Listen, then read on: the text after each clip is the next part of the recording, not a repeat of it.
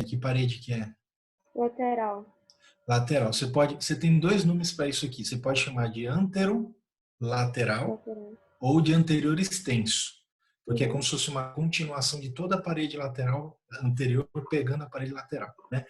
Então, esse paciente, ele tem... Você já falou alguma coisa de conduta, a gente vai discutir sobre isso, tá? Ele tem infarto com supraanterior extenso ou anterolateral, se você quiser falar, tá bom? Uma coisa que eu quero destacar para todo mundo que está vendo aqui esse eletro, essa aula, é o seguinte: esse supra é até um supra assim muito grande, né? Assim, não deixa muito dúvida, né? Um supraço, isso é difícil a gente ver na vida real um supra tão grande quanto esse aqui. Mas alguns supras podem deixar a dúvida para a gente, né? Nem tudo que é supra é igual a infarto. A gente tem diferenciais, né? Teve até uma live que o Zé Alencar comentou de um artigo que eu estava discutindo com ele. O Zé Alencar é o meu outro colega cardiologista que está no curso com a gente, que tem um estudo que não é muito recente, mas que foi um médico que pegou todos os casos de supra que chegaram naquele pronto-socorro nos Estados Unidos. A maior parte dos supras não era de infarto, era supra de sobrecarga ventricular esquerda ou supra de bloqueio de ramo. Então, cuidado. Mas quando você vê, Raquel, e todo mundo que está vendo, um supra que tenha o que a gente chama de imagem recíproca, ou imagem espelho, que é isso aqui, ó, o infra, Uhum. né? Então, suprou a parede anterior, vai dar um infra em parede inferior. Sempre que acontecer isso é igual a infarto. O infarto supra uma parede, localiza, e a parede contralateral, a parede que é do outro lado, né, que está diametralmente oposta, ela vai ter um infra. Então, isso aqui não me deixa dúvida que é um infarto, que esse eletro é de um infarto mesmo, como você falou, Raquel. Além disso, pela clínica do paciente, a gente pode dar classificação. Existe uma classificação clínica do paciente que chega com infarto, a partir do exame físico. Qual seria essa classificação, você lembra?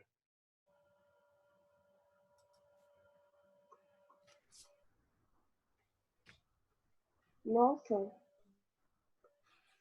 tô tentando. Peraí. Não tem problema. Enquanto você pensa, Raquel, eu vou responder aqui no chat. A Mariana falou o seguinte: se tem infarto de ventrículo direito também. Mariana, a gente pensa em infarto de VD quando tem supra de parede inferior, né? E ele não tem supra de parede Uhum. inferior, ele tem um infra, né? Então, quando o supra é anterior, a gente não pensa em VD. A gente pensa em VD quando tem supra de parede inferior. Em relação à outra pergunta que fizeram aqui, strain, o Lucas perguntou strain. Não, ele não tem strain, né? Essa alteração aqui é um infra de ST. O strain acontece na sobrecarga. O pessoal está te ajudando aqui no chat, tá, Raquel? Eu não consegui abrir ele. Ah, tem que clicar. O pessoal te Boa. ajudou É a aqui, ó, a classificação Laís, de né? Philip, justamente. Isso, a classificação de Killip. Então, qual seria o Killip desse paciente? Não seria um, Não seria seria um, dois. né? Ótimo, Dois. dois, Killip 2.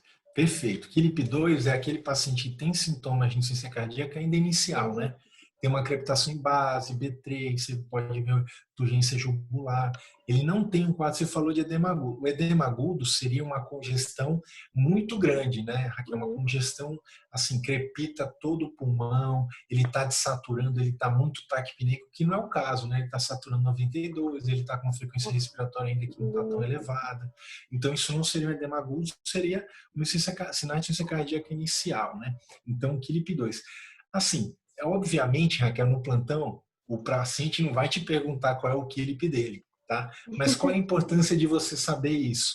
É que isso tem uma relação direta com a mortalidade, tá? Quanto maior o KILIP, maior a mortalidade desse paciente. Então, se você pega um paciente, a maioria dos pacientes que infartam, felizmente, é KILIP 1. Eles não têm sintoma de insuficiência cardíaca, né? Graças a Deus, porque é o que tem menor mortalidade. Esse paciente já tem uma mortalidade um pouco maior, porque ele tem sintomas iniciais de C. O KILIP 3, que é o edema agudo, já é a mortalidade maior, e o 4, que é o choque cardiogênico, pode beirar os 70% de mortalidade. 70%, então eles morrem para valer, de 50% a 70% de mortalidade KILIP 4. Então é por isso. Então a gente tem um diagnóstico, perfeito. Ô, Tiagão, deixa eu te perguntar uma coisa. Manda Desculpa te bala. interromper.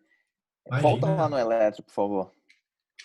Deixa eu voltar aqui só um minutinho. Não, nem volte se for. Oh, boa, Não, beleza. tá aqui, tá aqui. Existe uma relação prognóstica entre o supra de ST quanto maior o supra, pior o prognóstico do paciente? Existe essa correlação? E Existe. dois, esse paciente com esse baita suprão que chega bradicárdico ao pronto-socorro com muita dor. Se ele não estiver usando beta-bloqueador, isso te conta alguma coisa? Sim, ótimas perguntas, Felipe. Em relação ao supra, ele tem relação direta com o prognóstico. Quanto maior o supra e quanto mais derivações supradas, pior o prognóstico. Então a gente vê muitos supra, V3, por exemplo, tem diversas aqui, né? Tem, sei lá, mais de 20 milímetros de supra. Então tem relação tanto com a intensidade, com o aumento do supra aqui, quanto o número de derivações. Em relação à bradicardia, que foi observada pela Raquel, a bradicardia também, a gente tem basicamente algumas alterações arrítmicas que são muito comuns no infarto. As bradicardias são mais comuns no infarto inferior, porque tem relação com a coronária direita, que irriga o nó sinusal no AV e o ventrículo direito. E o infarto anterior, quando ele é muito extenso, como esse aqui, ele pode ter algum problema, ele pode necrosar as vias de condução, os ramos, né? E causar esse distúrbio de condução aqui. Então, também, assim, os infartos que geram arritmias, eles também têm um prognóstico pior, tá? Então, você tem razão perfeito nesse comentário. Isso aqui, além do supra em si, alteração de ritmo, né? Como vocês podem ver aqui, ó, uma dica fácil para contar a frequência no elétrico. Olha o D2 tem aproximadamente 10 segundos. Se você contar quantos batimentos tem aqui, ó, 1, 2, 3, 4, 5, 6, 7. 7 em 10 segundos. Se você multiplicar por 6, 7 vezes 6, 42, né? Tá bradicárdio, né? A outra forma é ver a distância RR quando é regular, né? Você divide aí 300 pelo quadrado grande. Então, realmente, bradicárdio com esse baita supra. Tá, Raquel? Podemos... Então, vamos lá para a sequência aí. Então é o seguinte, você trabalha no pronto-socorro sem hemodinâmica, tá, Raquel? E o tempo para transferir o paciente para um local que tem a cerveja hemodinâmica é de 4 horas. Então, o que você faria inicialmente para esse paciente? Considerando esse cenário que você está. Então, a gente trabalharia, né, na dor, para poder tentar controlar a dor desse paciente, diminuir a dor, e já entraria com o protocolo de reperfusão. Idealmente seria, né, a transferência para o setor de hemodinâmica, mas como não tem, e aí 4 horas é muito tempo para deixar esse músculo aí morrendo, daria para fazer talvez um trombolítico, né, uma alteplase. Perfeito. Você acha que 4 horas é muito? É porque o tempo a janela depende, né, do IAM é um pouco menor de Isso. tempo Qual para que seria um trombolizar. tempo razoável, Raquel, para transferir? Assim, acho que 1h30, né, entre a porta e a ida para o setor, né, de hemodinâmica. Balão. Isso, é o seguinte, o tempo para, considerando Porta-balão. transferência, isso, a gente chama de porta-balão. O tempo de você chegar, né, o paciente chegou, foi avaliado inicialmente, para fazer a angioplastia. Esse tempo, quando ele requer transferência, a gente considera até 2 horas. Mas o que é importante vocês saberem, onde vocês estiverem trabalhando, pronto-socorro, é que essa decisão você tem que tomar antes do paciente chegar. Eu diria para vocês que tem 3 cenários na emergência que você não tem muito tempo para pensar. Então, você já tem que estar preparado para agir antes do paciente chegar. Esses 3 que eu poderia destacar para vocês é o infarto com supra, o AVC e a sepse. Esses 3 casos, o ideal é que o local que você trabalha já tem um protocolo, isso é o ideal. Então, infarto com supra, a gente não consegue transferir rápido, a gente vai ter que trombolizar e o trombolítico que a gente tem é esse. AVC isquêmico, a gente tem uma telemedicina de neuro? Não. A gente tem condições de transferir para fazer uma trombólise? A gente tem equipe de neurocirurgia? Eles têm que pensar se você trombolizar um AVC, ele pode sangrar a cabeça, né? E o sepse, você tem que saber exatamente qual os antibióticos que você vai usar no teu hospital para determinado foco, quais são os exames do protocolo que você vai coletar. Então, essas situações, o ideal é que tenha protocolo no pronto-socorro e tem que estar, tanto a equipe médica, agente médico, a equipe de enfermagem, está muito atento a isso, né? Tem, por exemplo, uma escala do NIH fácil for AVC para você aplicar no paciente. Tudo isso, então, quando você for no hospital amanhã, no plantão, Raquel, avalia isso lá, vê qual é o tempo de transferência, vê o que faria nessas situações, já fique preparada. Outra dica, vai lá na sala de emergência e mexe no desfibrilador, aprende como que liga, como que desliga, entendeu? Aonde que dá carga, tudo isso é importante quando você começa a trabalhar num lugar, tá bom? Então, você faria uma trombólise, né? Então, a gente tem que pensar em formas de reperfusão. Supra é igual a artéria fechada, artéria ocluída. Se ela está ocluída, eu tenho que abrir. Eu tenho basicamente duas formas. Uma forma por angioplastia ou uma trombólise química, né? Uma trombólise com um trombolítico. A gente tem que pensar nisso, né? Tempo é músculo, time is muscle. Então, o ideal, numa situação ideal, eu faria angioplastia para todo mundo. Mas para isso eu tenho que ter um serviço 24 horas, eu tenho que ter um tempo de transferência rápido. Na maioria das situações eu não tenho. Então eu vou ter que partir para a trombólise química. Só que antes de fazer a trombólise, o que é fundamental? O que eu não posso nunca esquecer de fazer? Antes de fazer uma trombólise. Chegar e propor esse Vai tratamento checar as trombolítico. contraindicações absolutas, né, de trombólise. Perfeito, perfeito, ótimo. Eu não posso simplesmente chegar e falar, vou fazer o trombolítico. Eu tenho que saber que o paciente ele pode, né, receber. Eu não posso, lembra daquela, né, é uma regra, né? Primeiro a gente não pode causar dano, né? Então, eu não posso dar um fibrinolítico para o paciente ter risco de sangrar. Então, a gente tem que avaliar as contraindicações. Essas aqui são as contraindicações. É óbvio que eu sou cardiologista, eu não sei todas as contraindicações absolutas de cabeça. O que eu posso fazer? Eu posso ter isso disponível no meu celular, né? Ou ter mesmo no pronto-socorro que eu trabalho e fazer um checklist. É legal fazer um checklist, tá? Para não deixar passar nada. Então você vai chegar lá para o seu Antônio, Raquel, e perguntar o seguinte: assim, as contraindicações absolutas, em linhas gerais, é o risco do paciente sangrar de forma grave. E ele vai sangrar grave principalmente na cabeça, intracerebral. Então pergunta lá para o seu Antônio: o senhor já teve algum sangramento intracraniano? Não teve. AVC isquêmico recente? Dano neoplasma no sistema nervoso central? Trauma significante no rosto, na cabeça? Tá vendo? Quase tudo isso é relacionado com o sistema nervoso central. Sangramento ativo, lesão vascular conhecida. Se esse paciente tem um histórico de aneurisma cerebral, não posso fazer. Você suspeita de dissecção aguda de aorta? Ou tem alguma discrasia sanguínea grave? Você fez o checklist e ele não tinha nada dessas contraindicações nenhuma.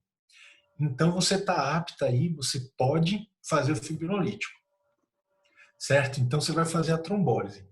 Você falou de usar, qual trombolítico você usaria? Se tiver todos disponíveis, claro, né, Raquel?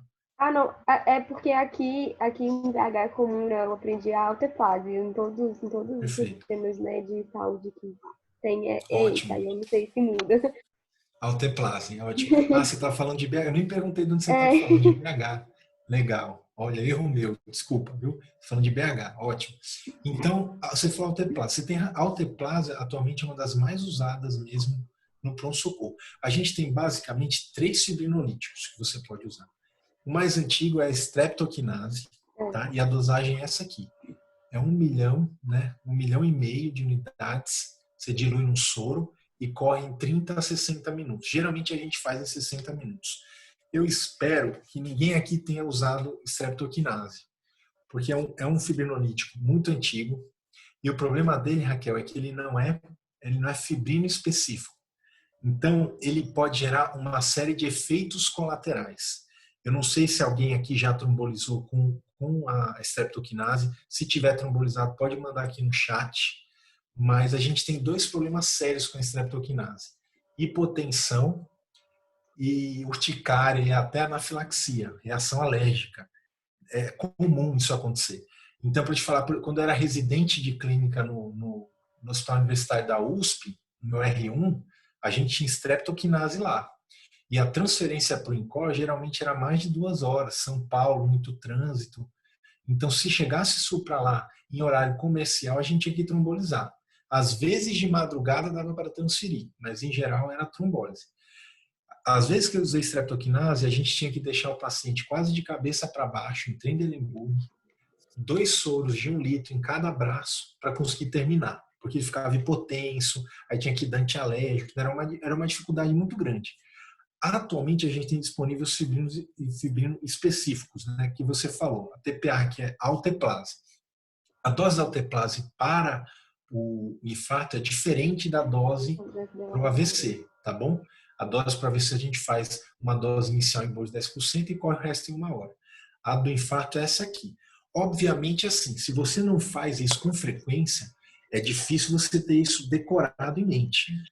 Mais uma vez, você tem que ter isso disponível num aplicativo ou mesmo no pronto-socorro que você trabalha, idealmente tem uma tabela lá escrita, né, para você lembrar a dosagem. A dosagem é essa aqui, você faz um bolus de 15, depois 0,75 por quilo em meia hora e por fim você corre 0,5 em 60 minutos. Só que a dose total não pode exceder 100 miligramas, tá bom? Então essa é a dosagem para o infarto, tá? É diferente da dosagem para o AVC. A gente tem um outro fibrinolítico também, Raquel, que é a tenecteplase. A tenecteplase é mais usada extra-hospitalar. Tenecteplase é uma dose em bolos, então ela é fácil de fazer, não tem que correr 1 hora e meia, tá? Então ela é muito usada, por exemplo, eu sei que tem alguns serviços no Paraná que tem um pré-hospitalar bom, então você faz o fibrinolítico, às vezes faz o pré-hospitalar faz mesmo na casa do paciente, faz o bolos, né? E encaminha para o hospital que tem hemodinâmica. A dosagem da tenecteplase, ela basicamente é 0,5 miligrama por quilo. Então tem uma tabela entre 670 e 35 até 80 40. É uma dosagem simples, é em bolos, tem essa facilidade. Ela é bastante usada em pré-hospitalar. No hospital não é usado tanto. Geralmente no hospital a gente usa a alteplase, tá? E um detalhe da tenecteplase, se for muito idoso, tem que considerar metade da dose, baseado em estudos recentes aí de 2013. Beleza? Então, ok, você vai trombolizar com alteplase, a gente vai usar essa dose. Então, nosso paciente ele tem 80 quilos, tá? Então, como seria a prescrição, Raquel? Você faz os 15 em bolos, aí você vai usar 0,75 por peso, né? Isso dá 60 miligramas. Nota que isso aqui, seu somado, deu 75. Então, para 100, é 25. Não vai dar para usar a dose cheia de 0,5 aqui no final, tá? Porque isso ultrapassaria os 100 miligramas. Entendeu? Então, você faz assim, você calcula a dose de bolos, que é fixa, a dose que vai em meia hora, e aí o que sobrar para completar os 100, você faz. Se o paciente tem um peso mais baixo, talvez dê para completar essa dose de 0,5, mas nem sempre isso é possível. Então, cuidado com isso, tá? Porque se você cede essa dose de 100, esse paciente pode sangrar. Tá bom, Raquel? Então, fica atenta quando você for trombolizar a dosagem, tá? Tem uma dose de bolos, uma dose em 30 minutos e depois uma dose em 60 minutos. Maravilha, você definiu a trombólise, só que esse paciente ele não vai precisar só de trombolítico, né? Ele vai precisar também de antiagregante. O que você faria de antiagregante plaquetário para ele? AS. AS e mais algum? Antiagregante? Isso.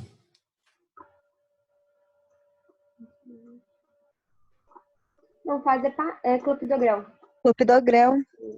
Clopidogrel. Perfeito, clopidogrel. A gente tem, o Hélio está falando aqui, antagonista do ADP, isso do receptor P2Y2. Então, se a gente tem antiagregantes, assim, ó, só para contar rapidinho para vocês essa história. Nos anos 60 e 70, a gente não tinha praticamente nada. Infarto era tratado como? O paciente era colocado numa monitorização. Se ele fizesse FV ou TV, chocavam. Se ele tivesse dor, a gente dava nitrato. Ainda bem que eu não vivi essa época, porque os cardiologistas não tinham muito o que fazer. E depois o paciente que infarta, ele morre de duas coisas, Raquel. Ou de arritmia, FVTV, ou de insuficiência cardíaca. Então a arritmia deixava ele monitorizado para chocar se precisasse. Insuficiência cardíaca não tinha o que fazer, ele evoluía, né? A partir do final dos anos 80, começo dos anos 90, surgiu o AS, surgiu o trombolítico. Usando o AS trombolítico, a gente reduziu a mortalidade em quase 50%. Então é uma coisa fantástica. Você tem que usar um antiagregante, tá? E a partir do começo dos anos 2000 vieram outros antiagregantes junto com o AS. Então o AS você vai usar sempre, né? O AS é assim, a dose de ataque é de 200 a 300, 2 a 3 comprimidos. O ideal é macerar. Então se macerar, duas formas. Você pode pedir para o paciente mastigar. Então, quando você dá o AS, você não pode dar o AS nesse contexto. Existem AS que eles são encobertos para diminuir dispepsia. Então, Uhum. tem algumas marcas, por exemplo, Somalgin, Cardio. Ele não é um AS simples, ele é um AS com outras substâncias para diminuir dispepsia. Aqui o objetivo é a gente agregar rápido. Para eu te Uhum. agregar rápido, eu tenho que ter um efeito sérico mais rápido. Quando eu mastigo, tem uma absorção já na mucosa jugal, na boca já absorve. Então pede para ele mastigar e depois engolir, tá? Depois ele vai ficar manutenção de 100 miligramas dia. Se o paciente, por exemplo, Raquel, ele tivesse sondado, é um paciente que infartou, ele tem sonda nasogástrica, eu dou pela sonda, Uhum. entendeu? Eu macero, eu quebro os comprimidos e dou pela sonda. Se o paciente, por exemplo, pode acontecer que o paciente infartou, ele rebaixou, você teve que entubar. Entuba, passa uma sonda nasogástrica e dá o AS, tá bom? Então é assim que a gente faz. O AS a gente vai dar sempre. E o clopidogrel? O clopidogrel a gente faz um ataque de 300, mas se tiver mais de É, 75 anos, não não faz pode. ataque, tá bom? E a Tá manutenção é falando. de 75. Lembrando só uma coisa aqui. AS você só não vai dar se o paciente te convencer realmente que ele não pode. Então, não serve aquele paciente que fala assim, eu acho que eu já tive alergia com AS, coçou a minha mão quando eu tomei AS. Não. Ele tem que falar que ele foi entubado quando ele tomou AS, que o rosto dele ficou desse tamanho, que ele teve um angedema, ou ele tem uma úlcera gástrica ativa, que vai sangrar se você der o AS. Caso contrário, ele vai receber o AS. AS para todo mundo, tá bom? Então, AS e clopidogrel para todo mundo, tá? Uhum. Trombolítico e dupla antiagregação plaquetária. A gente tem outros antiagregantes, tá? A gente tem ticagrelor e prasugrel. Mas na trombólise, pessoal, contraindicado. O único antiagregante antagonista da ADP que você vai dar junto com a S numa situação de trombólise é o clopidogrel. Esquece ticagrelor, esquece prasugrel. Não pode. Não foi testado, não sabemos se é seguro, e esses antiagregantes eles sangram mais que o clopidogrel. Quer dizer, o ticagrelor é igual, o prasugrel sangra mais. Então não pode, tá? É a S-clopidogrel. Beleza? E lembra dessas doses, se for muito idoso, não faz ataque do clopidogrel, mas faz o ataque do AS sempre, tá? Independente da idade. Certo? Então, Fala, Felipão. perguntaram para você se a dose do clopidogrel ataque é 300 ou 600. Boa pergunta. A gente, para trombólise, é 300. Para angioplastia, é 600. Tá bom? É 600 quando você vai para angioplastia primária. Legal. Foi a pergunta da Gabi. Gabi Martins. Da Gabi. E o Igor perguntou aqui, doença de von Willebrand também contraindica, né? Igor, aí é uma contraindicação relativa, tá?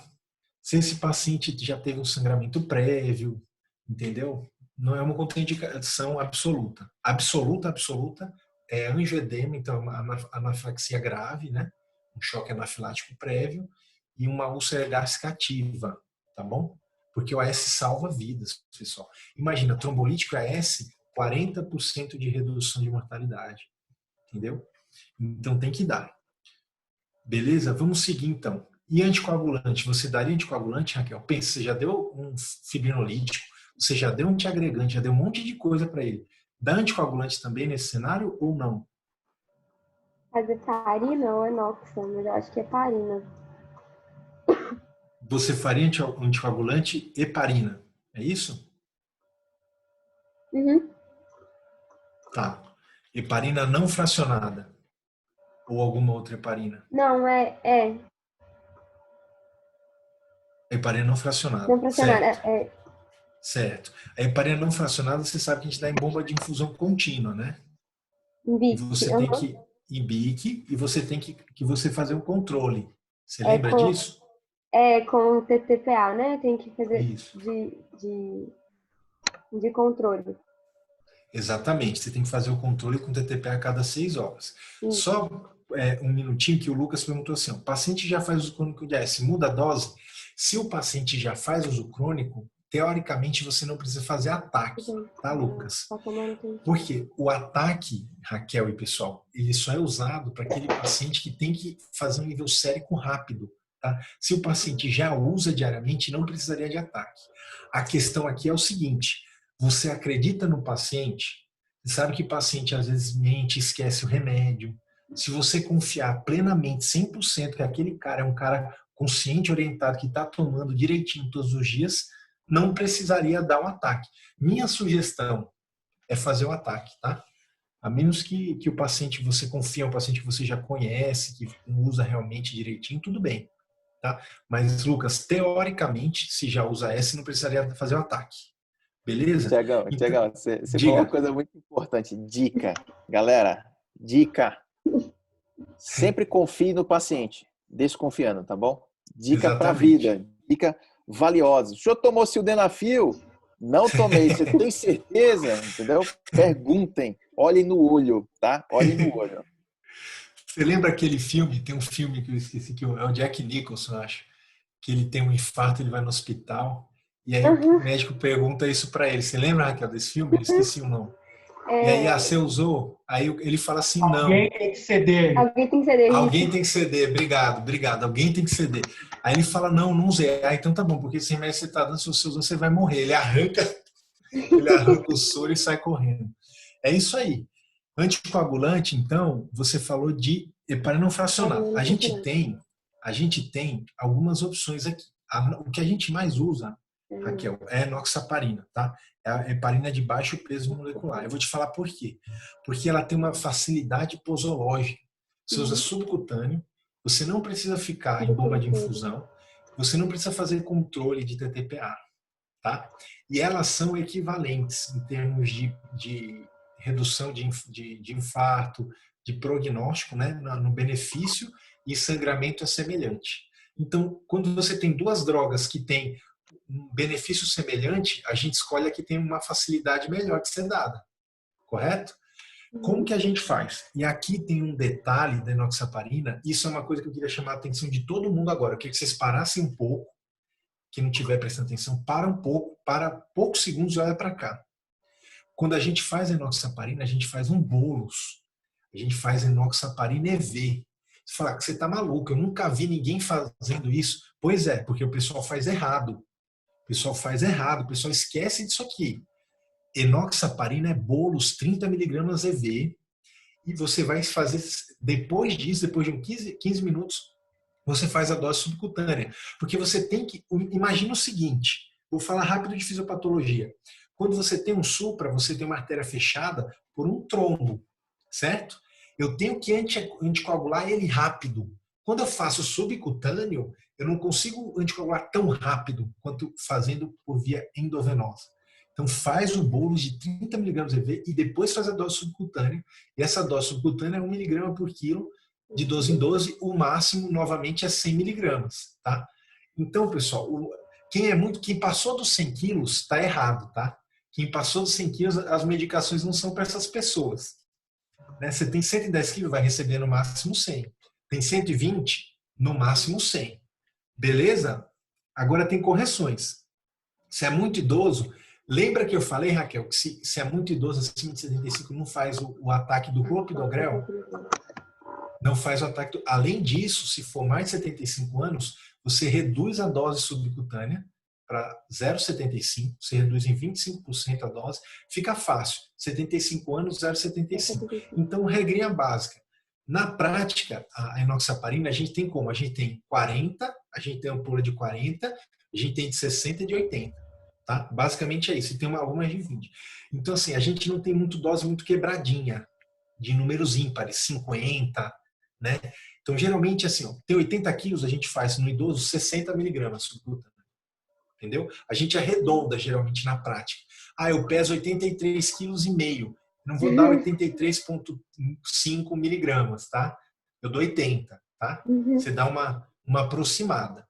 Se ele tiver um clearance, uma função renal reduzida abaixo de 30, você usa metade da dose. Você vai usar só a subcutânea, uma vez ao dia. Agora sim, se a redução é muito grande, é aquele paciente que já é dialítico, que tem um clearance abaixo de 15, geralmente creatinina acima de 2,5, 3, aí não é recomendável usar enoxaparina. Porque assim, Raquel, a enoxaparina ela é metabolizada no rim. Aonde é metabolizada a heparina não fracionada? Você sabe? No fígado. No fígado, ótimo, exatamente. Então não tem problema eu usar heparina a não fracionada se tiver doença renal, tá? Então prescrição para ele tem 80 quilos. Você faz o 30 EV, depois 80 subcutâneo, 15 minutos após, tá? E mantém de 12 em 12 horas. Beleza? E aí segue em 12 horas na prescrição. Legal. Ok? Fala. Vou dar uma dica aqui que a gente. Olha como é interessante ter a questão da multidisciplinaridade, né?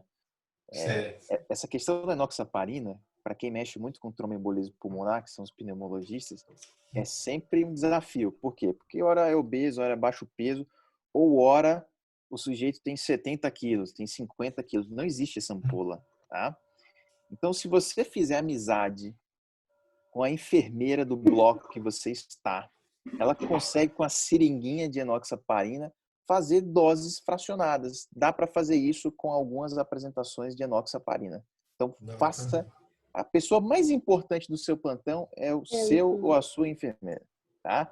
E se você fizer o contrário, se você prescrever uma bomba de heparina após meia-noite, você nunca mais vai conseguir dar plantão naquele mesmo local. As pessoas vão te odiar para sempre, tá certo? Então, tenta sempre que possível usar enoxaparina, porque bomba de heparina é complexo, não é fácil. E eu digo para você, por mais que você siga um protocolo, nem sempre você vai conseguir deixar no alvo ali de TTPA. E muitas vezes a gente acaba até, e aqui é off-label, tá, galera? É totalmente off-label. No paciente idoso, a gente acaba até usando uma dose de 120, que ali é o máximo que está na bula, e deixando ali e testando depois o paciente com fator 10 ativado, do que de fato ligar a bomba, porque a minha impressão pessoal é que a gente passa mais tempo fora do alvo com a bomba e enoxaparina numa dose um pouco menor, a gente consegue atingir o nível que a gente quer no fator 10, tá bom? Então, assim, dicas para o dia a dia. Dica não está escrito no livro, mas a gente está aqui para mostrar os caminhos iluminados, tá bom?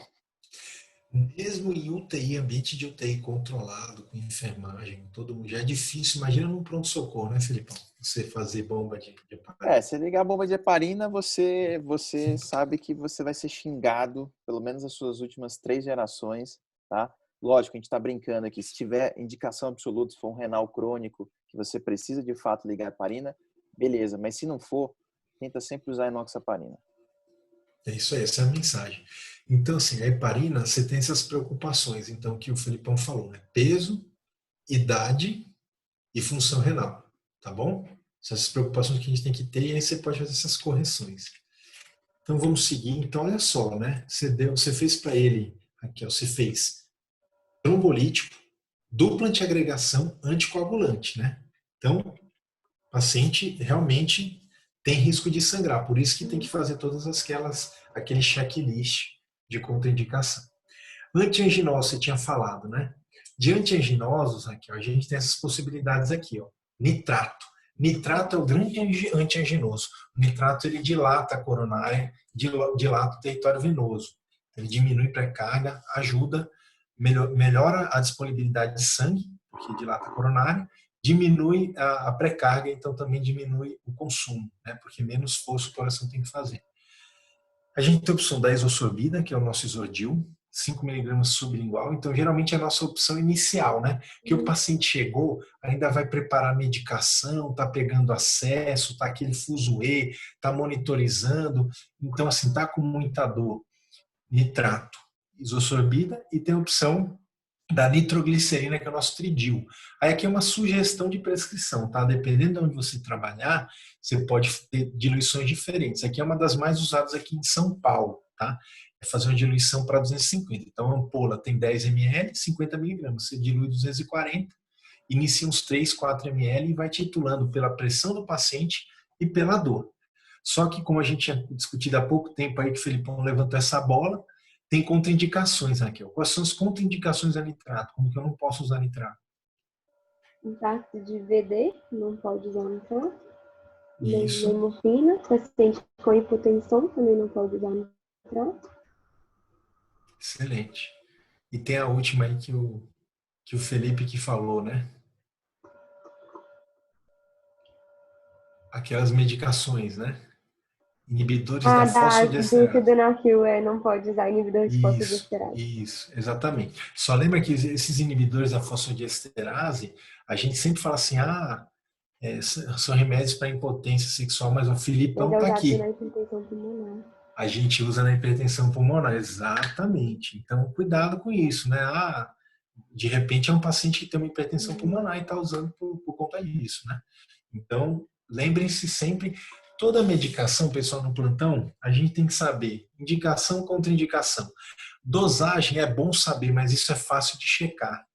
Indicação e contraindicação, você já tem que ter muito bem na sua mente, né? De quando fazer e quando não fazer.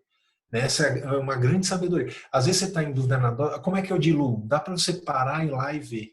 Né? Agora, você saber quando tem que fazer, quando não tem, que é fundamental. Beleza? Então, antianginoso. Morfina, você falou também, né, que é contraindicado por tensão. A morfina, aqui um detalhe, aqui é uma coisa já de especialista, mas é importante que vocês tenham essa noção. Não sei se o Felipe talvez não saiba isso também.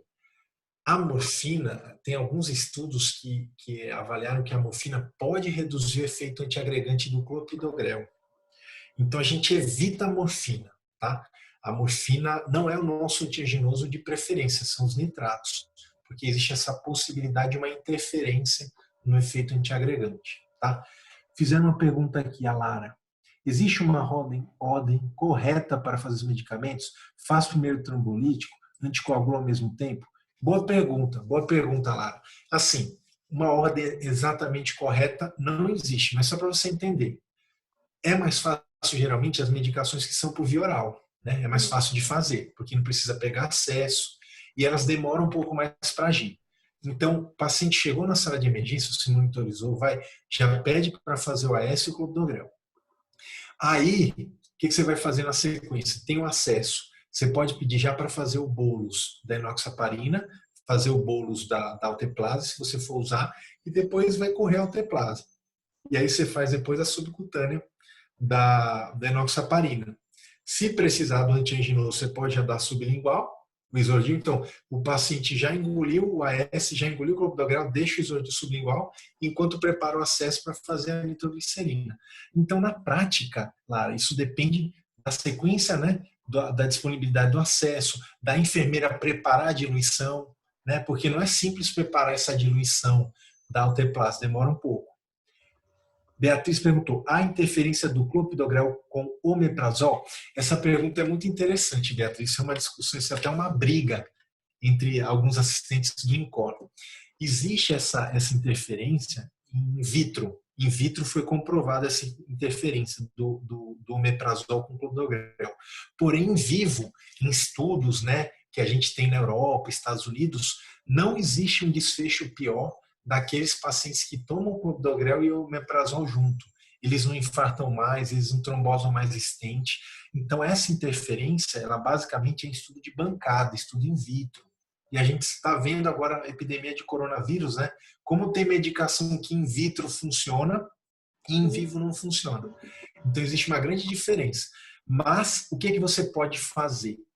Isso não é efeito de classe, não é todos os IBPs, é o omeprazol. Então, se você está desconfortável, você pode usar o pantoprazol, que não tem risco nenhum dessa interação, ou você pode usar um antihistamínico H2, que é a extinta ranitidina, né? Não sei se vocês sabem, a ranitidina está fora do mercado. A gente está usando agora cimetidina, que é um antihistamínico H2. Você pode usar também, né, como para reduzir a acidez. Beleza? Se o paciente fala que usou sildenafil, qual seria a outra opção? Tá aí, se ele usou sildenafil, você pode usar morfina, não teria problema. Outra opção que você tem para melhorar a dor, você usar um analgésico simples, dipirona EV. Anti-inflamatório não é uma boa opção. Anti-inflamatório piora a agregação plaquetária. Então, evite a todo custo. Você poderia dar uma dipirona, 1 ou 2 gramas EV, ou a morfina, se usou sildenafil. Beleza? Mas o que vai melhorar mesmo a dor do paciente é abrir a artéria, é o trombolítico. Certo?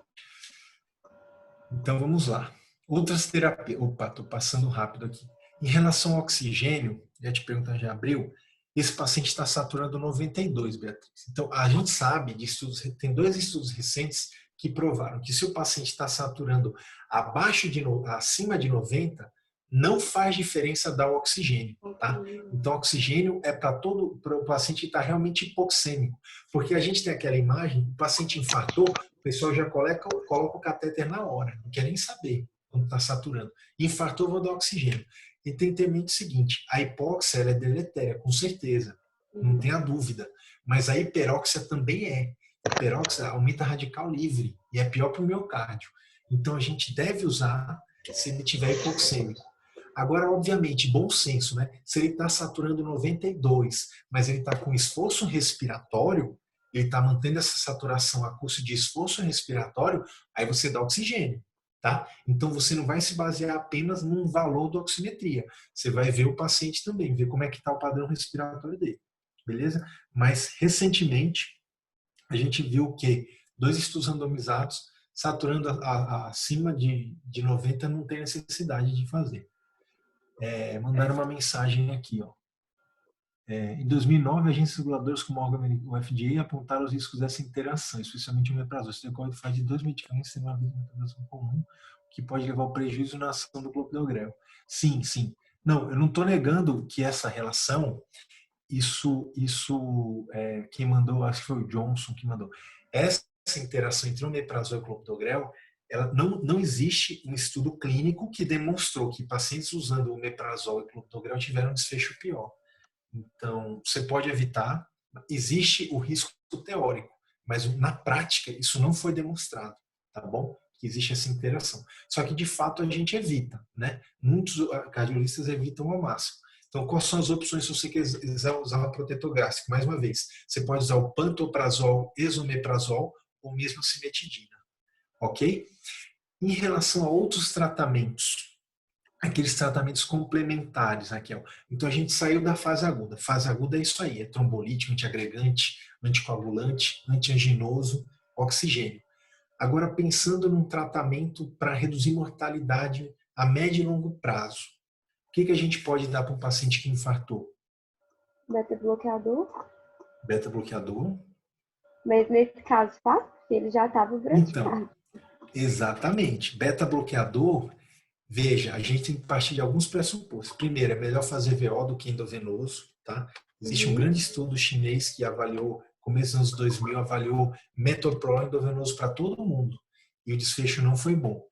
E outra coisa muito importante, beta-bloqueador você não usa em paciente com congestão, tá? Ele está congesto, não usa. Além disso, ele está bradicárdio, como você falou, tá bom? Então, avalie contraindicações. Beta-bloqueador não é uma droga para usar agudamente. Você tem 24, 48 horas para usar, tá bom? Então, enquanto a isso, não tem pressa. Que tem pressa de fazer tudo isso que a gente falou até agora. Abrir artéria, antiagregante, anticoagulante, trombolítico. Isso tem pressa, antianginoso. Isso aqui não tem pressa, tá bom? Além de beta-bloqueador, o que mais? Atina. A gente tem o IECA-BRA, IECA-BRA também, né? Ele já usa enalapril, a gente mantém o enalapril, só que agora na fase aguda não precisa dar enalapril. Espera ver para que lado vai. Na prática, o que a gente vê? Às vezes o paciente ele infartou, ele chegou a uma pressão boa. Para que dar o enalapril se ele pode instabilizar? Eu não sei o que vai acontecer nas próximas horas. O enalapril, o IECA, o BRA é uma coisa para médio e longo prazo. Então isso aqui, calma, não precisa dar na urgência. Tem que dar na urgência o tratamento antiagregante anticoagulante. E estatinas também é o mesmo raciocínio. O objetivo da estatina é reduzir bastante o LDL nas últimas diretrizes abaixo de 50, ou redução de 50% do basal, mas a mesma coisa, 24, 48 horas. E estatina potente é a Torva, 40, 80 e Rosuva de 20 a 40. Mas assim, isso aqui, Raquel, você vai deixar na prescrição para o paciente tomar naquela noite ou no dia seguinte, tá?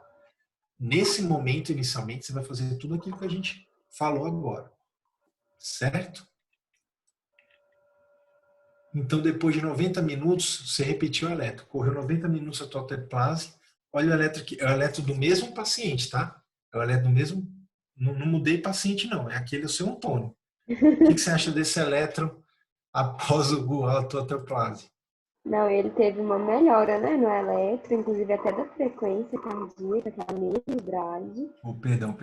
Tem, o supra tá menor, então já o prognóstico dele já melhorou, né, não é aquele supra suprão.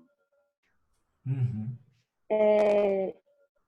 Ele não tem a imagem de espelho mais, então parou de ter o acometimento da parede direita, né, lateral, inferior. Então, assim, ele tá em melhora, porque o eletro não normaliza, né? Ele demora um pouquinho por conta das fases do infarto, né? Então, ele tá em resolução. Então, ele foi, reabriu, foi revascularizado a artéria. Então, tá passando sangue já. A gente não fala bem revascularizar, o termo seria esse, Raquel, porque a gente fala revascularização, você colocou um stent, você colocou uma ponte, né? Mas a gente fala em reperfundir. Isso. Ela foi reperfundida, o sangue está correndo naquela artéria de novo, certo? Quais são os critérios de sucesso da trombose, de reperfusão? Melhora da dor, né? Sim. É um principal critério, que se ele mantém dor, está ocorrido ainda, né? Isso. Essa melhora do supra no eletro tem uma melhora da imagem do eletro. Uhum. E quanto seria essa... Dá para quantificar isso? O quê? A melhora do eletro?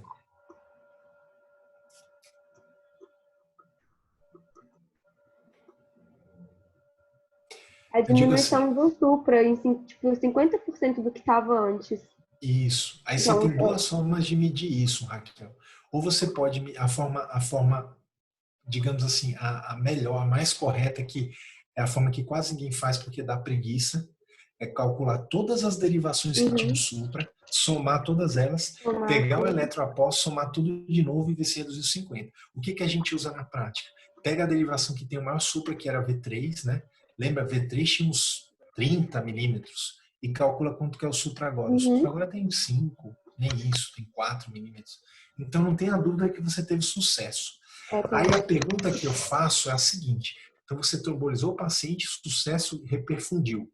Esse paciente tem que fazer cateterismo e em quanto tempo idealmente ele deve fazer? Se a resposta for sim. Se não, também não posso dar alta, então reperfundir eu dou alta para ele. O que você acha?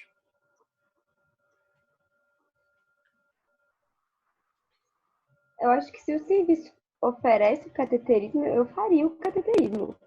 Uhum. E aí, acho que é 12 horas do tempo, né? Da porta até, depois do autoclase até o cateterismo.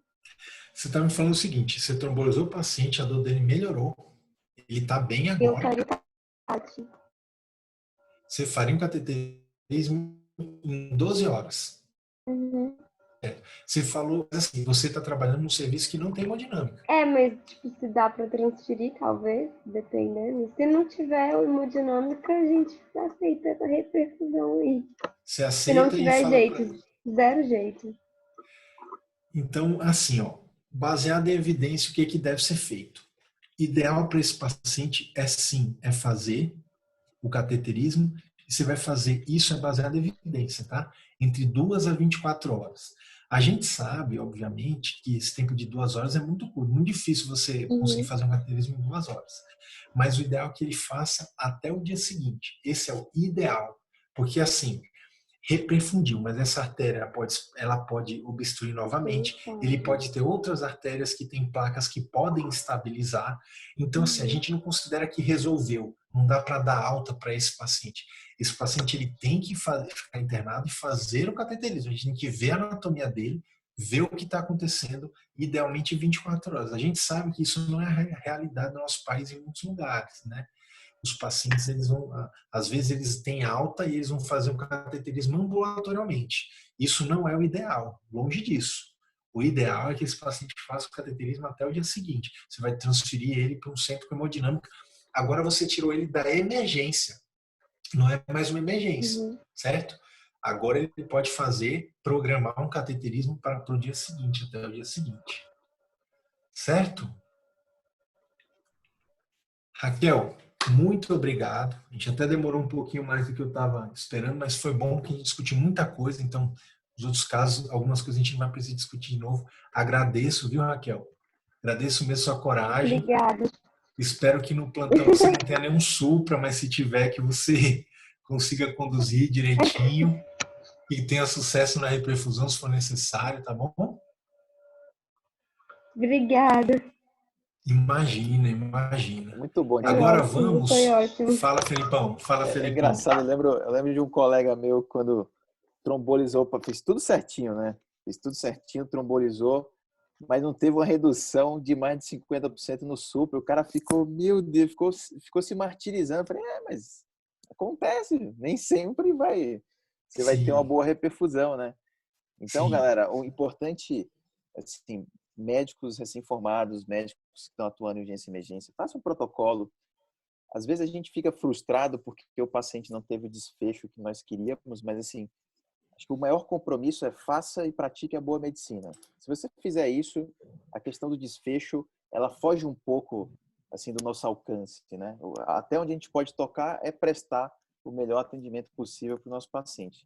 Depois disso, daí a gente tem que cruzar os dedos, torcer para que aquelas boas condutas de fato tenham algum impacto positivo, mas nem sempre isso acontece, tá, pessoal? Então se preparem para ambos os cenários. Para quando der certo é ótimo, você fica feliz. Quando não der certo, também não é para baixar a cabeça, até porque o próximo paciente vai chegar em breve. É isso aí, Felipe. Fizeram uma pergunta aqui.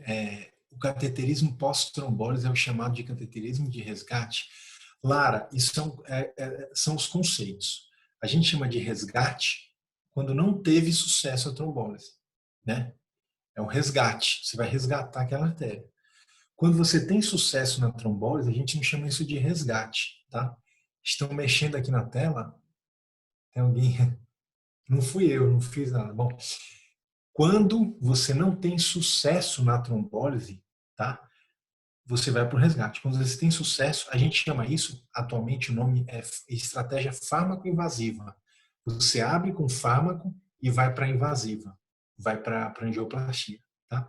Mas isso é o termo que é usado. No final das contas, ele vai usar trombolítico e ele vai para angioplastia.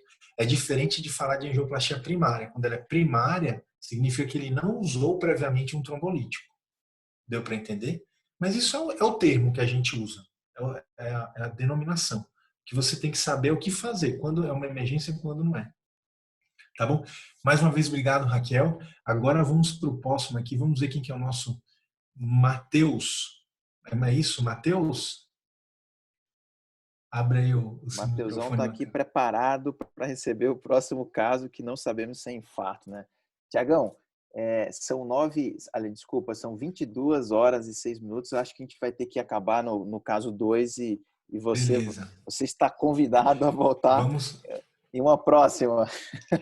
E o Felipe, o Antônio, acabou demorando mais do que eu pensava, mas assim, o Felipe, vamos combinar um dia que o Felipe e o Antônio puderem, hein? Porque Legal, eles, legal. eles aceitaram participar. E aqui eu até faço uma pergunta e podem abrir o microfone para responder. Vocês preferem a gente ir passando step by step assim do caso, estruturado, tirando as dúvidas, ou vocês querem algo mais acelerado, corrido e que, sei lá, de repente não consiga responder todas as dúvidas? O que é que vocês preferem?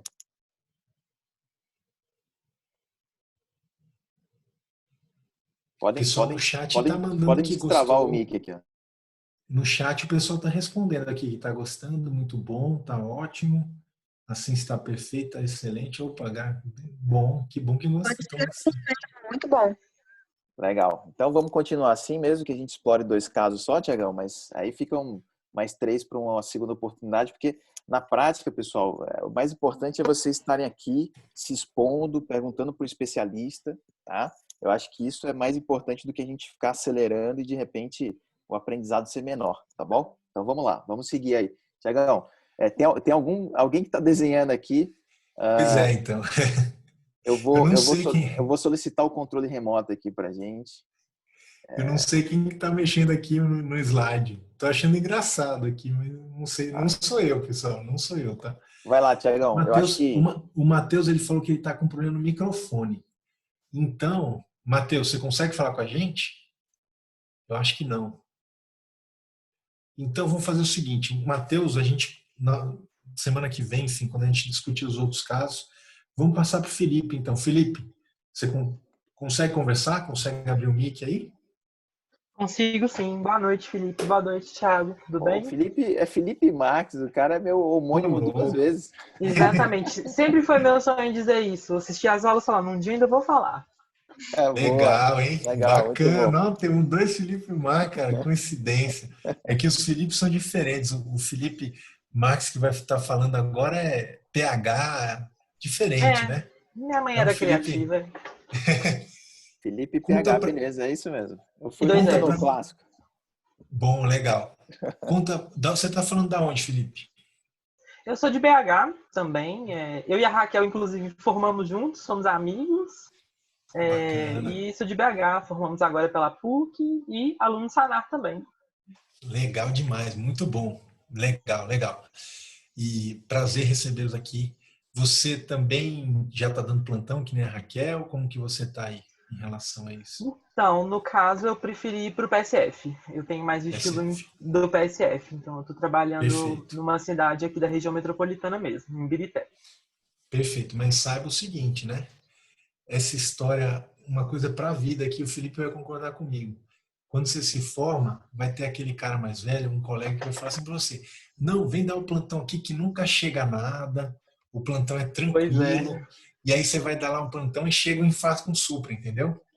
com Então, certeza. assim, você tem que estar preparado. Não existe isso. Pode ser raro de chegar, mas pode chegar, tá? Não tem essa. Então, eu sei que você gosta mais do PSF, mas tem que estar preparado, tá bom? Não, com certeza. E eu também não duvido da criatividade dos pacientes É, do PSF que podem chegar lá isso, também, né? isso. Eles vão chegar infartando. O meu primeiro paciente do plantão solo da minha vida foi uma cetoacidose diabética. Só para Meu começar. primeiro paciente do PSF foi um AVE. É isso Então, aí. Do e eles vão Eu chegar, PSF. lembro, e eles vão No chegar daqui a PSF. pouco no PSF. É isso é aí. verdade. Eu Boa. lembro que eu peguei também o HSA nos primeiros plantões, assim, desesperado, tive que Não, entubar, desespero. Mas hoje estou aqui e é isso aí, a vida segue. Vamos lá então, vambora. Felipe. Ó, Vambora. agora vai ser um pouco mais rápido, por quê? Porque muitas coisas que a gente discutiu da primeira vez a gente não vai precisar repetir. Então vamos lá. Ó. Você vai atender, eu não sei quem que mexeu aqui, mas enfim, dá para a gente seguir. Essa paciente aqui de 62 anos, então essa senhora aqui, ó, imagina chegar assim para ela, para você no PSF. É uma senhora de 62 anos com dor torácica mal caracterizada. Ela fala que é um incômodo, não fala não está doendo, é um incômodo que irradia para a região cervical há 5 horas com tontura e sudorese fria. Ela é diabética, usa metformina, tem um AVC isquêmico há 2 meses. Ela teve um AVC isquêmico, ficou sem sequelas. De antecedente, tem um pai que teve infarto aos 50 anos, tá? O pai infartou aos 50 anos. Exame físico dela tá regular estado geral, face de dor, palidez, ausculta pulmonar e cardíaca normais, tá com 8/4 de pressão, com uma frequência de 70, saturando 97 e com uma frequência respiratória de 16. Certo? Certo. Beleza? Posso passar, Felipe? Só um minutinho, deixa eu só terminar de ler aqui, que eu me perdi um pouquinho. Tá, joia. Pode passar. Então, como a gente sabe, né, um eletro deve ser feito e interpretado em até 10 minutos. Uhum. Então, tem esses riscos aqui, eu não sei quem que riscou nosso eletro, mas dá para ver. Peraí, deixa eu ver. Tem infra, né, em D1, supra em D3, infra em AVR, AVL, supra em AVF. A gente tem alterações de ST, né, supras e infras, Certo.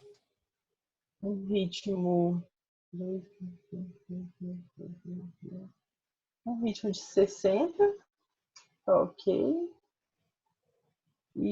Mas eu vejo, assim, os supras não tão aberrantes, igual o caso anterior, né? Mas tem mais infra nesse, né? Mas tem supra aqui. Quando você vê infras e supras, o que é que te preocupa mais, Felipe? O supra, né? Que é a O artéria supra. ocluída, já tá. Exato, O exato. tempo é E esse músculo. supra, exatamente. E esse supra tem que localização? Ele tem. V2, V3. É inferior, né? Eu acho que é Perfeito. inferior. Supra tem parede inferior. E essas alterações de infra que você vê É aqui, ó, espelho, né? principalmente, exatamente, imagem recíproca. Isso só ajuda você a confirmar que esse é um supra isquêmico. Então, assim, eu te falo, Felipe, como cardiologista, quando você vê um supra isquêmico, você vá atrás de ver o infra em espelho. Porque isso garante para você que isso é um supra isquêmico. Porque nem sempre que eu tenho supra, o supra é igual à isquemia. Existem situações em que tem um supra por sobrecargas, enfim, por pericardite, por outros motivos, tá? Esse aqui é um supra Sim. de parede inferior, perfeito. Então, quando você tem isso, você tem um supra de parede inferior. Você precisa fazer mais alguma coisa em relação ao elétron? Quando você vê supra A inferior? gente, a gente precisa fazer as derivações R, né? Eu esqueci o significado da letra R, mas é pra gente ver se teve acometimento de VD, né? Beleza. Felipe, você fala V7 e V8 inglês? R. Falo.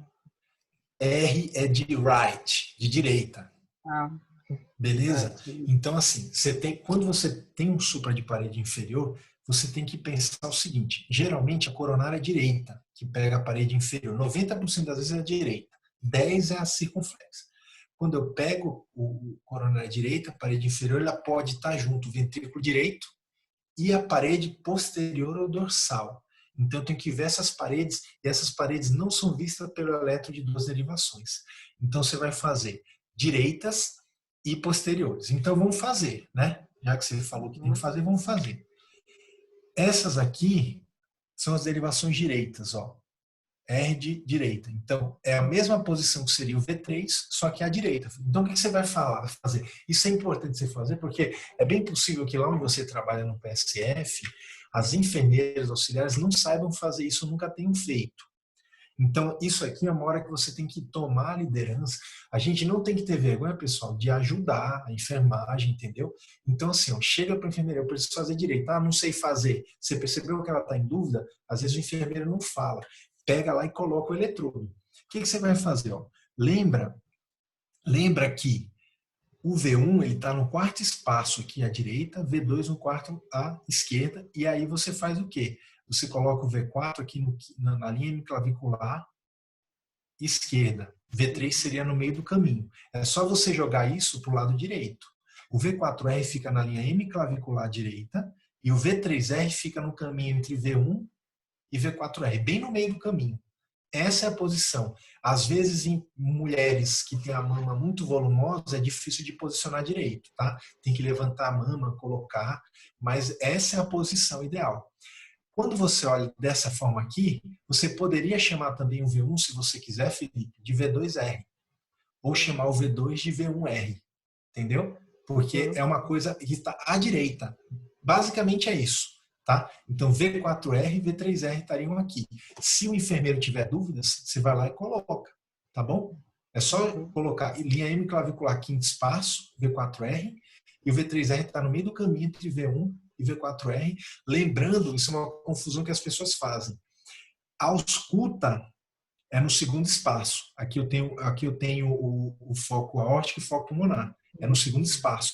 Eletrodo, V1, V2, é no quarto espaço, tá bom? Não confunda isso. Isso é uma confusão. Quando eu estava no sexto ano da faculdade, eu lembro que eu confundia isso. Mas não é no segundo espaço? Não. O segundo espaço é a ausculta. Eletrodo fica lá mais para baixo, no quarto. Tá bom? E as posteriores, V7 fica na linha axilar posterior. Então você vai pegar o V6 e jogar um pouquinho mais para trás. V8 é na ponta da escápula e V9 é paravertebral.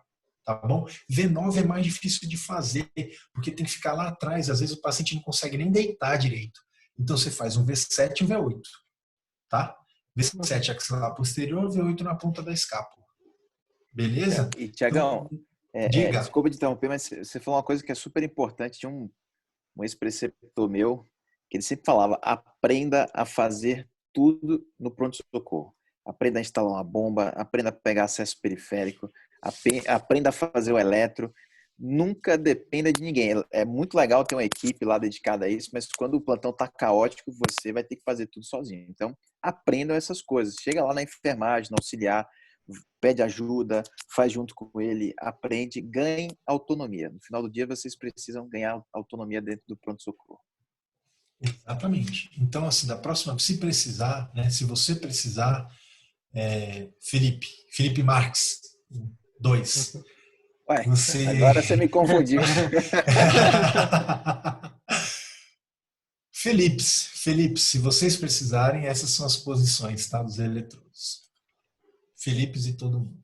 Então tá aqui, ó, você fez V3R, V4R, eu não sei tirar isso aqui, desculpa, tá aqui, alguém colocou, mas a gente consegue ver bem, ó, V3R, tá aqui Supra, V4R Supra, só um detalhezinho assim, ó, essas derivações, geralmente elas têm amplitudes pequenas, tá? Porque você está jogando os eletrodos para o lado direito, tem pouco miocárdio ali do lado direito, então geralmente as amplitudes são menores. Aqui, o que a gente geralmente considera pelo menos 1 milímetro, aqui se tiver meio milímetro de supra, a gente já considera esse supra isquêmico, tá bom? Então meio milímetro para essas derivações complementares já é suficiente, porque a amplitude geralmente vai ser pequena, tá? Aqui ele fez até V5R e V6R, exagero de quem fez isso aqui, tá? V3R e V4R a gente já está contemplado. Então ele tem inferior mais VD.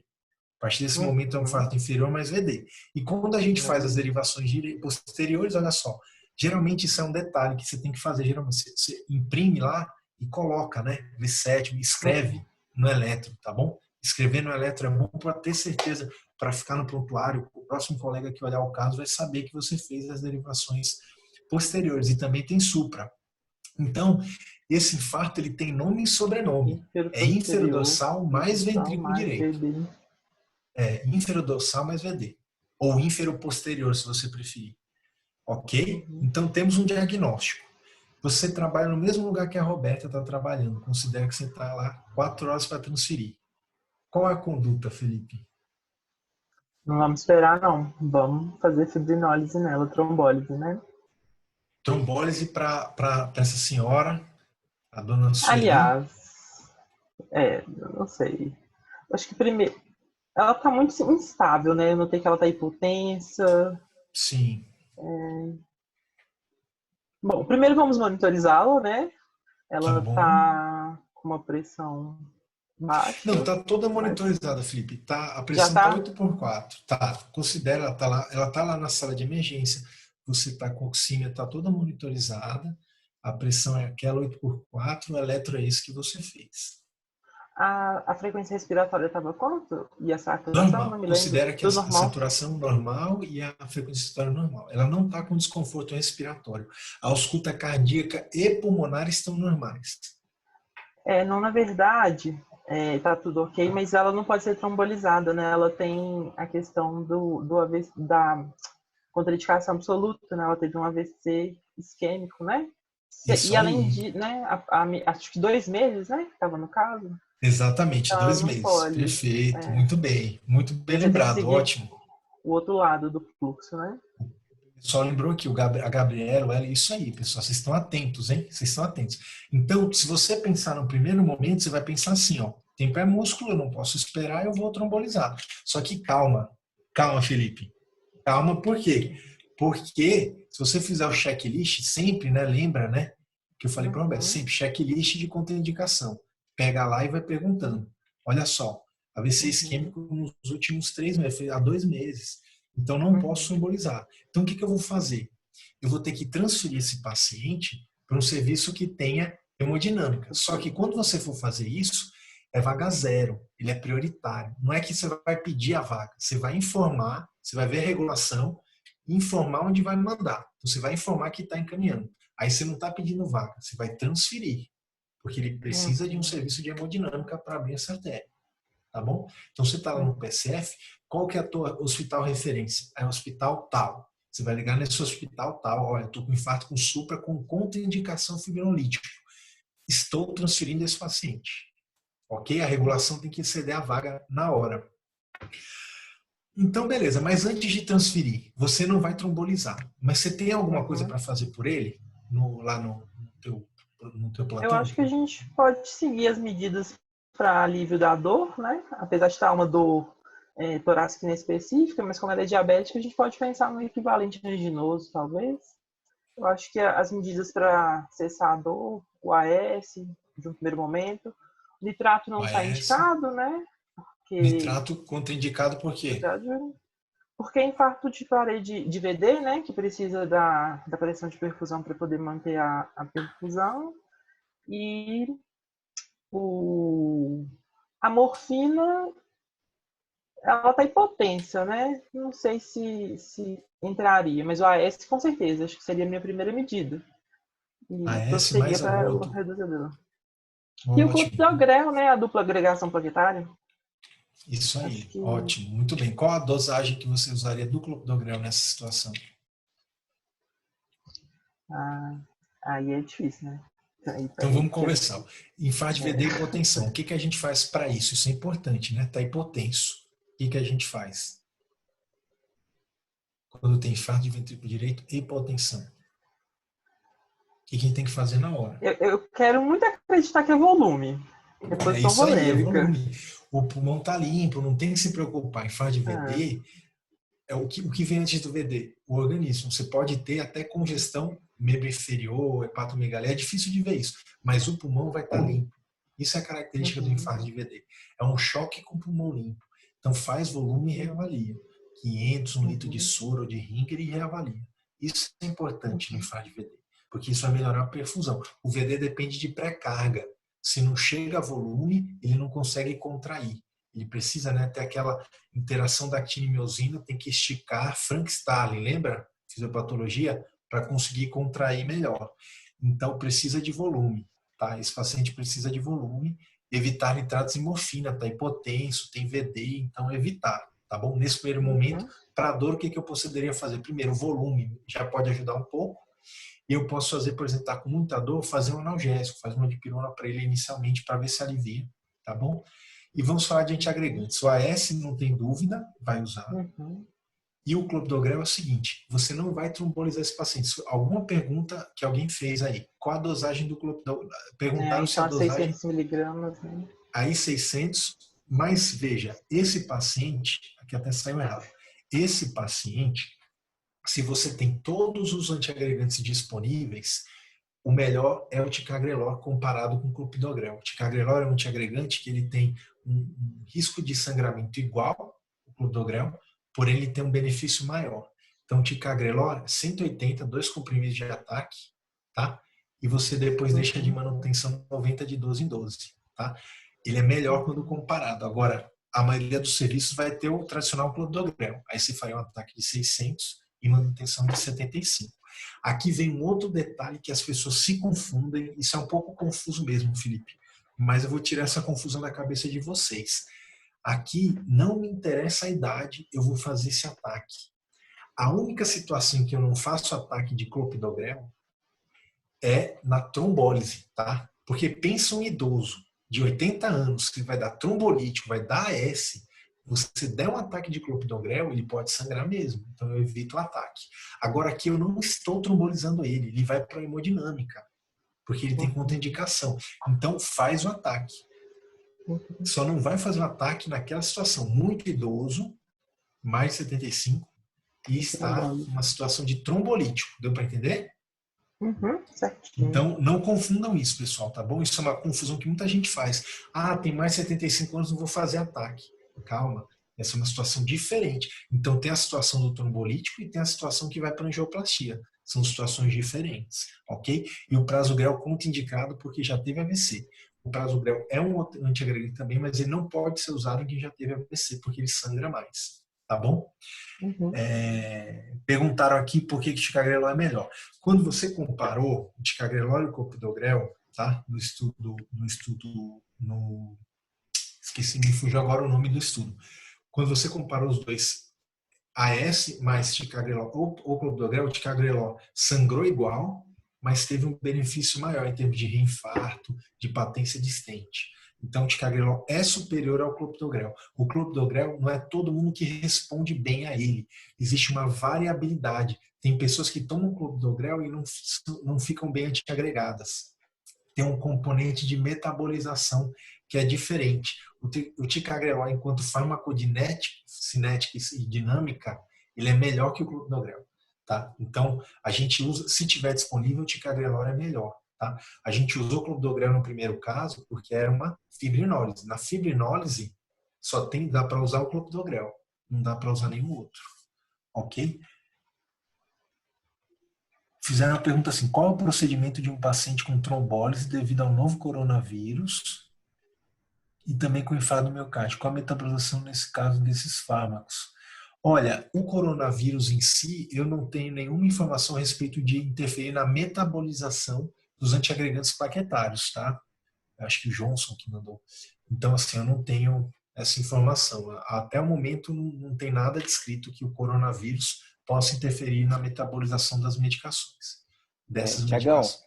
Diga. vou fazer um mini jabá aqui, tá bom? Pode fazer, pode falar. A gente convidou para o nosso congresso da Sanarcon, tá? Um cara chamado Carlos Jardim, que é do grupo de circulação pulmonar lá do HC, do INCOR, e é um dos caras que pesquisou ativamente aí a questão do uso de heparina para tratamento dos pacientes com Covid e hipoxemia, que foi decorrente daqueles achados de microtrombos na circulação dos pacientes com Covid. Então, convido a todos a assistirem essa aula, a inscrição vai ser gratuita e com certeza vocês vão tirar essas dúvidas e vão ouvir uma palestra de um cara que é fantástico, tá bom? Estão pedindo o convite do congresso aqui, viu, Felipão? Se Estão comendo mosca. Vou mandar aqui no grupo. Já está inscrito. Legal, pô. Então, eu vou chamar então, para não confundir, Felipão e Felipe, tá bom? O Felipão tá aqui, é o meu colega aqui de São Paulo, professor da Pneumo, e o Felipe é o colega aqui que formou agora, tá bom? Então, Felipão e Felipe, pronto, para não ter confusão. E anticoagulante, faz ou não? Anticoagulante. O que me deixa em dúvida é que ele vai passar pelo procedimento de qualquer maneira, né? Então, eu fico pensando se isso não vai aumentar muito o risco de sangramento dele. Perfeito, você fez uma consideração maravilhosa, Felipe. Isso aqui, talvez só quem já viveu essa situação na prática, isso não está no livro. Você não vai ver isso escrito em lugar nenhum, tá? Isso aqui é para viver o dia a dia.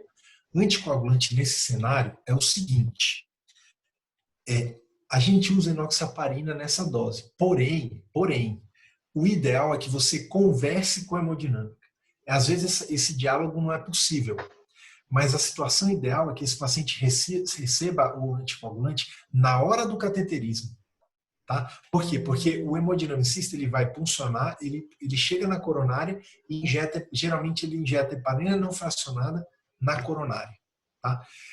Para esse hemodinamicista puncionar um paciente que está com AS, com clopidogrel, com enoxaparina, vai sangrar mais, é mais difícil para ele. Então, o ideal, se você tiver uma referência de hemodinâmica, seria tentar entrar em contato e falar o seguinte: alô, eu sou o Felipe, eu estou de plantão aqui no PSF, eu estou com um paciente com infarto com supraínfero dorsal e mais VD, tá? Ele está chocado, mas eu estou fazendo volume, ele está melhorando, só que é o seguinte, ele tem uma contraindicação, no caso, tem uma contraindicação fibrinolítica, ela já tem um AVC recente, então eu preciso transferir ele para hemodinâmica. Como que você quer fazer? Você faz heparina aí, eu te diria que 99% dos hemodinamicistas vão falar que querem fazer heparina na hora do procedimento, tá? E não que você faça antes. Então, geralmente, a gente faz dupla antiagregação e manda para a hemodinâmica. A questão aqui é com que rapidez esse paciente vai chegar lá, entendeu?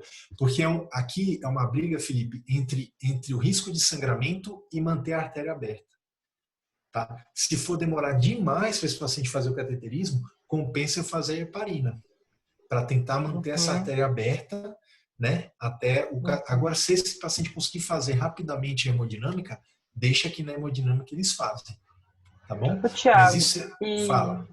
E quanto tempo assim seria mais ou menos para a gente considerar uma situação ou outra, o tempo de corte? Assim? Não tem um tempo de corte, mas assim, eu te diria que você consegue transferir em poucas horas, vai fazer 3, 4 horas fazer, deixa para fazer na hemodinâmica. Agora, se é um prazo, aqueles prazos que o cara fala assim, nós vamos mandar ambulância, você nem tá com a ambulância lá, que pode demorar, às vezes demora um dia inteiro para esse paciente ser transferido, é melhor você fazer heparina, tá? porque ele vai ficar um dia inteiro sem anticoagulação, com risco dessa artéria, né, porque pensa que você teve uma erosão da placa, então ele está com um trombo ali, um trombo fresco, certo? Esse trombo ele pode fazer microembolizações para a coronária e obstruir ainda mais a circulação. Então é melhor fazer. Mas não existe, isso não existe, tá? Não existe uma discussão dessa. Até porque quem faz os protocolos, Europa e Estados Unidos, não tem esse problema. Eles não têm esse problema de terceiro mundo, né?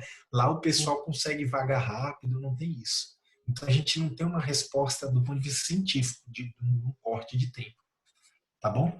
Então fazendo uma pergunta aqui, ó. Se esse paciente não tivesse a contraindicação para a fibrinólise, ele deveria ser feito mesmo se o tempo porta-balão fosse menor que 120 minutos? Não, Gabriela, é assim, ó. Você, primeiro, a primeira pergunta é qual o tempo de transferência? Essa é a primeira pergunta. Se o tempo de transferência é menor que 120 minutos, transfira. Aí eu nem quero saber de contraindicação à fibrinólise, tá? Agora, se o tempo de transferência é superior a 120 minutos, aí eu tenho que ver, eu vou pensar em fibrinólise, eu tenho que ver se tem contraindicação ou não. Tá? E a Beatriz perguntou, no caso, tem que ser até 120 minutos, se passar desse tempo, o que fazer? Beatriz, essa transferência ela tem que ser o mais rápido possível, tá? Eu não vou trombolizar porque tem contraindicação. Eu vou ter que manejar esse paciente, né, monitorizar ele e transferir. O que pode acontecer se demorar a transferir? Ele pode perder muito miocárdio, entrar num choque cardiogênico. Ele pode fazer alguma arritmia grave, eu precisar chocar ou parar por FV ou TV. Então eu vou ter que arcar com as consequências. Eu vou voltar lá para a década de 60 e 70, que eu não consegui abrir a artéria. Eu vou ter que lidar com as consequências de um infarto que está evoluindo. Tá? Mas eu não vou dar fibrinolítico porque esse paciente pode sangrar. Tá, Beatriz? E outros tratamentos, aqueles outros tratamentos que a gente tinha conversado. Por exemplo, antianginosos, né? Contraindicado, nitrato, morfina, a gente já viu. O que você acha de beta-bloqueador? Eu acho que sim. Talvez, acho que seguindo a mesma lógica, não no primeiro momento, né? Mas acho que os tratamentos coadjuvantes, né? Com a estatina, o beta-bloqueador e o IECA, eles entrariam talvez após a reperfusão, né? Isso, ó. Pensando rapidamente, Felipe. Beta-bloqueador, o paciente está chocado. Não faz sentido dar beta-bloqueador agora. IECA, mesmo vou dar um vasodilatador para paciente chocado, então não é o momento. Estatina, não tem motivo para entrar correndo com estatina, tá? Então esses tratamentos não. E oxigênio, está saturando bem, não precisa, né? Mesmo raciocínio, né? Não tem necessidade de oxigênio, você pode observar. Beta-bloqueador, melhorar do choque. IECA, melhorar do choque. Estatina, não tem pressa, tá bom? Então eu quero que vocês tenham muito isso em mente. A gente não precisa sair correndo para dar IECA, para isso aqui. É inclusive pior, você está piorando a situação se você der correndo um beta-bloqueador e IECA para esse paciente. Tá? Você está fazendo uma coisa que é ruim. Não é que pode ou não, é ruim se você fizer isso. Deixa isso para depois, tá bom? E aqui é o cateterismo, para a gente encerrar então, já que não vai os casos hoje, ó, cateterismo. Você sabe que artéria que é essa aqui, Felipe? Você mandou para o cateterismo? É a coronária direita, eu acredito. Essa coronária direita ela tem uma obstrução total, né, no terço médio, como esperado. E aqui a gente está passando o catéter, tá bom? Essas pontas radiopacas que a gente vê é o tamanho do stent, ó. Então, um grande stent está sendo passado. Só de passar o catéter, você já vê que a gente já consegue ver a delimitação da coronária aqui, tá? E aqui é o balonamento. Então, balonei, né? Na hemodinâmica a gente balona a artéria. E por fim, o que vamos fazer? Vamos liberar o stent aqui, ó. Fez o balonamento e aqui por fim o stent, ó. Olha o tamanho dessa coronária direita, uma coronária direita dominante que estava obstruída, por isso que esse paciente infartou VD e infartou parede posterior também, tá? Então, tratamento com sucesso na hemodinâmica. Beleza, Felipe? Olha, obrigado. Quer dizer, Felipe, obrigado, Felipe, pela participação sem a Roberta, viu? Obrigado pela coragem, dar cara a tapa aqui, mas foi muito bom, tá? Pessoal, eu calculei o tempo errado, peço desculpa, 5K seria muito mesmo, mas foi uma discussão longa, deu para discutir muitas coisas práticas, foi bem legal. né? E os 3 casos, estou devendo e vou cumprir. Tem mais 3 casos para a gente discutir, tá? O pessoal que estava para fazer, o Matheus vai arrumar o som dele lá para conseguir o microfone, que ele está me devendo um caso. E tem outra pessoa aqui que depois eu vou ver que está devendo um caso também que a gente vai discutir. Beleza? Então, Filipão. o pessoal tá elogiando aqui bastante, excelente, muito bom, bacana. Acho que até a Júlia fez uma pergunta. Então, no caso dessa paciente, se eu não conseguir transferir 120 minutos, só observa, tá? Tá.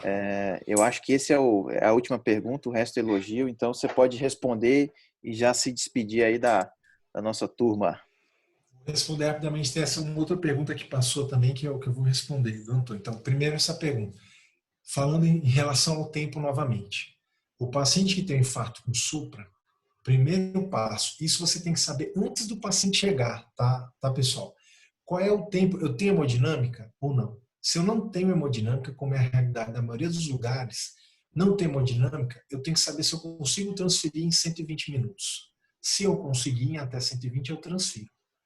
Agora, se a minha transferência é maior que 120, o paciente, eu idealmente vou abrir a artéria por um método químico, pela trombólise.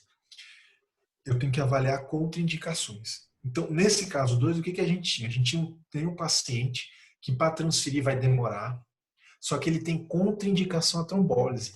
Então, a trombólise deixa de ser uma opção. Ele vai ter que ser transferido. Não é que eu vou só observar, eu vou tratar o choque dele, eu vou dar volume, certo? Eu vou dar antiagregante, eu vou fazer o que eu conseguir, né? Vou considerar fazer um anticoagulante, mas eu não posso dar fibrinolítico porque tem risco de sangrar, tá? Tem uma outra pergunta que passou, que eu anotei aqui, acho que foi o Antônio. Ele perguntou sobre a duração da anticoagulação.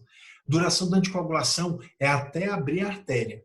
Depois que abriu a artéria, né, na hemodinâmica, o anticoagulante vai ficar profilático. Agora, vamos supor que você está num local que o paciente infartou, o caso que a Roberta avaliou. Ela fez uma fibrinólise com sucesso, só que a Roberta ela se mudou de BH lá para o interior do Amazonas. Não tem a menor chance de fazer um cateterismo. Esse paciente vai ter que ir para casa e fazer um cateterismo, sabe-se lá Deus quando. Aí você vai deixar o anticoagulante em dose plena, a enoxaparina, por 8 dias ou até a alta hospitalar. Se a alta hospitalar for em 4 dias, ele vai receber por 4 dias e depois vai para casa. Tá bom? E se ela deixou, que a Roberta falou que gosta de heparina não fracionada, né? Eu não gosto, mas a Roberta diz que gosta, 48 horas. Tá? 48 horas em bomba de infusão, contínua com TTPA a cada 6 horas. Beleza? Então, só para finalizar, pessoal, desculpa aí, passei da hora, né? Era para demorar menos, mas foi legal, assim, a discussão muito boa, né? Falar de infarto para mim poderia ficar falando até de madrugada aqui, se o Filipão deixar, né? Tem que me cortar mesmo, senão vai embora.